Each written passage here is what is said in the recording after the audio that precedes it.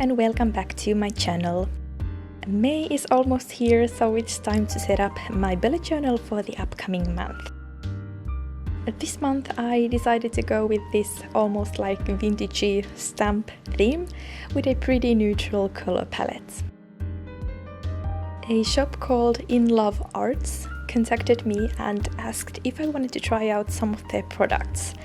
And as soon as I saw those cute little stamps, I just knew I had to make a theme using them.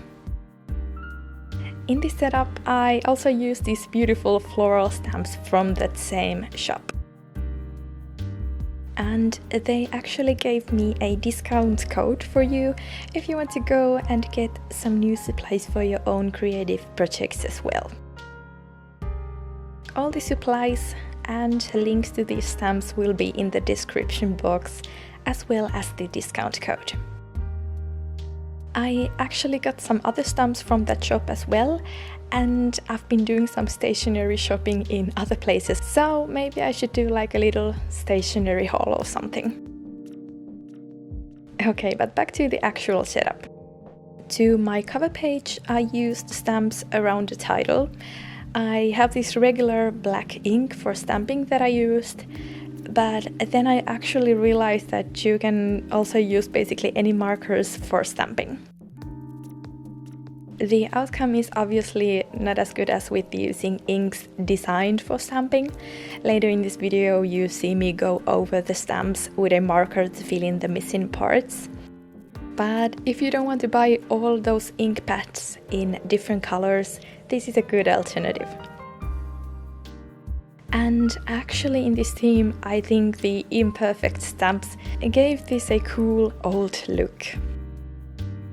The colors that I used were these reddish brown shade of Crayola Supertips and a couple of light browns from Tombow.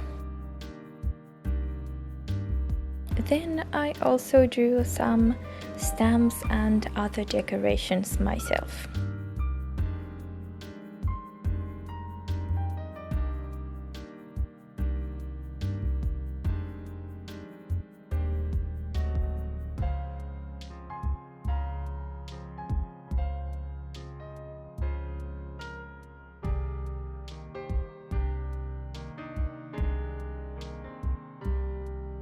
Moving on to my monthly calendar.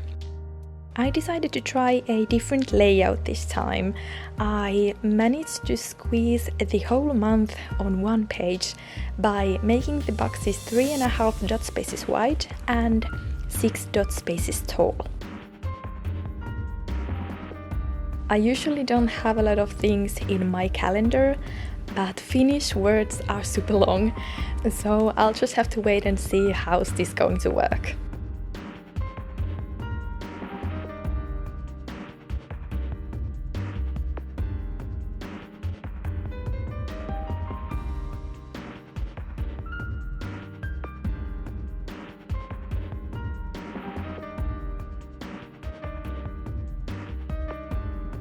The page next to the calendar is for my monthly goals and tasks that I want to get done, and also for my content schedule and ideas.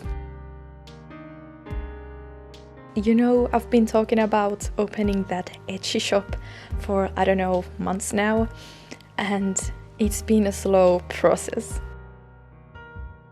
I have been procrastinating a lot, but also I really want everything to be perfect.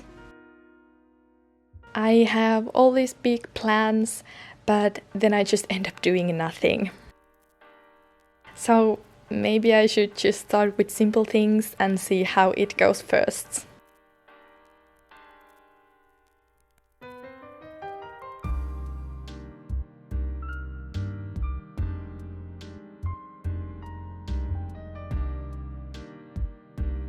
Finally, I added some washi tapes and decorated the empty space with some stamps.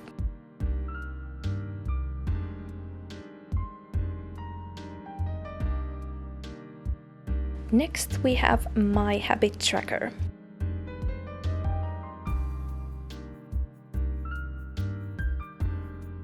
There's nothing really new here.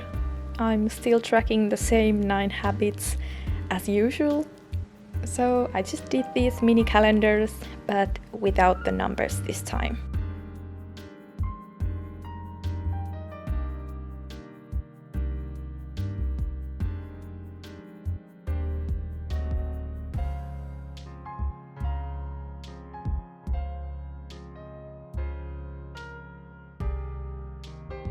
I wanted to leave this page kinda simple, just added some color to the drop shadows, and that's because I was planning to do something a bit more decorative for the mood tracker that is coming to the page next to this one.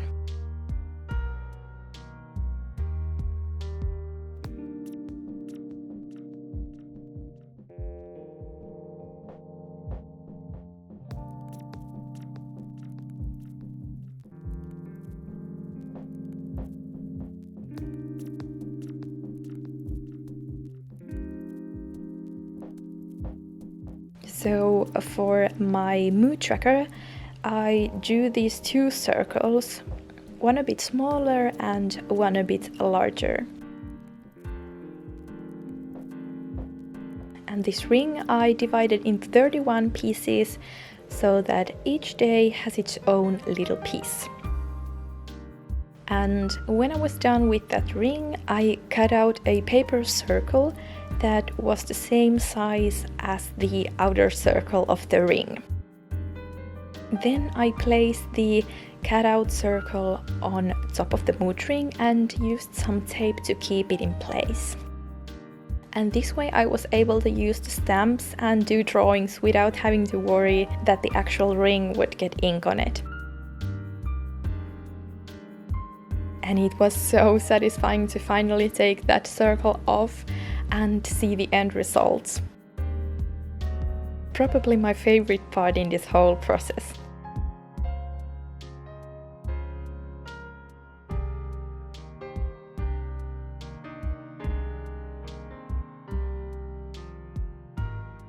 Finally, I added the legend to the bottom and moved on.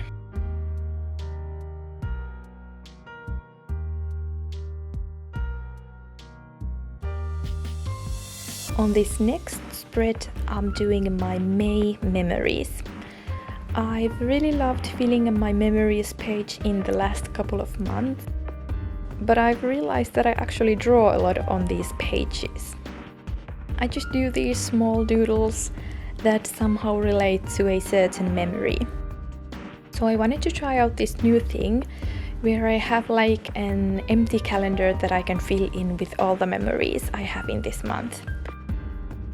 And if some days nothing really special happens, I can just use some washi tapes or do random drawings.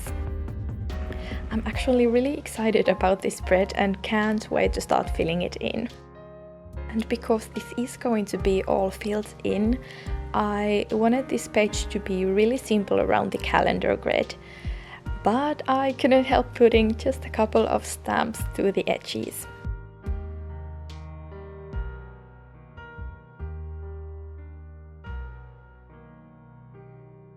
Next, I'm doing my expense tracker, and this is really one of those pages that are basically the same every month. And this month I can actually say that, since all of the categories that I have are also the same as last month. I've been getting more into budgeting, and I've created some spreads off camera that I've used for the past month or so. And I feel like I finally have a system that works for me, so I'm really happy about that.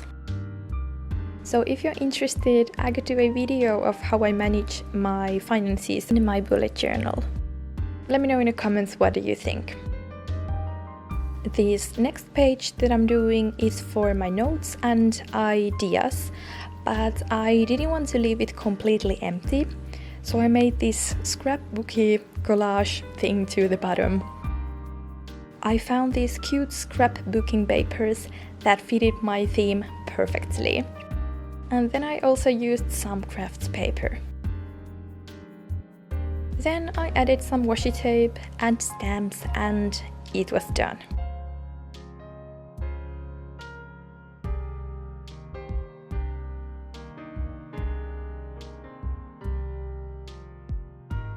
Finally, we have my first weekly spread. This time I actually did a one-page spread because I don't have too much to do each week, and also I'm kinda running out of pages in my journal. So my dream of having the whole year in one notebook is definitely not going to happen. For this weekly page I did this kinda basic, simple layout with just a few decorations. In the last couple of month setups, I've done these colorful and fun themes, so I really enjoyed doing a more neutral and calm setup this time.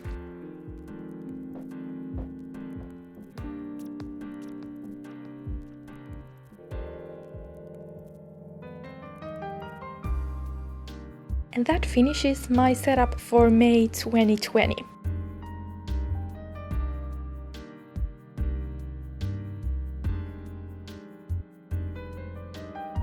Let me know in the comments what did you think, and subscribe to my channel if you haven't already.